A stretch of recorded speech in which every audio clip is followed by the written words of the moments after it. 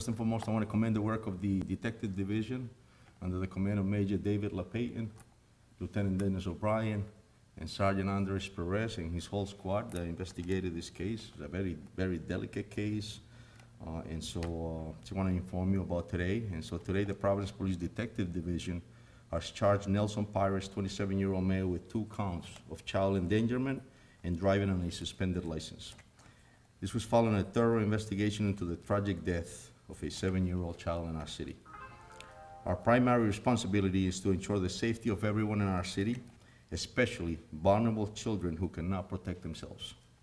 The charges reflect our commitment to upholding the law and holding individuals accountable when their actions put others at risk. We take these matters very seriously, and we will continue to work with the Attorney General's office to ensure justice is served.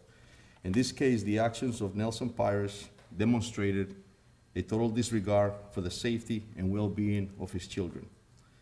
The nature of his actions went beyond poor judgment. They placed and resulted in a loss of an innocent child's life and placed other vulnerable young lives at significant risk.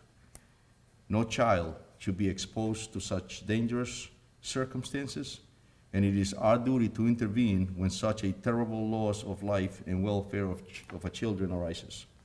We're committed to ensuring that justice is served and that those responsible are held accountable. We will continue to work closely with the Attorney General's office in this case through the legal process. And so I know that there's a significant public interest in this case, but I want to be fair for the legal process and respect the legal process and respect the integrity of the investigation. So I won't be able to provide too much on the evidence and details of the case, but I do want to open it up for questions. Can you talk about what actions you mentioned that demonstrated disregard for his children? So I'll tell you that the investigation was thorough. It's delicate, like I stated earlier. The detectives conducted a very thorough investigation. It was reviewed by the Attorney General's office. And so that's when the decision was made to bring these charges that I just mentioned against Mr. Pires. And so as the case continues to unfold, you will all have access to that information as far as what those actions were and what the evidence is. I just can't get into it because I want to respect the integrity of the investigation.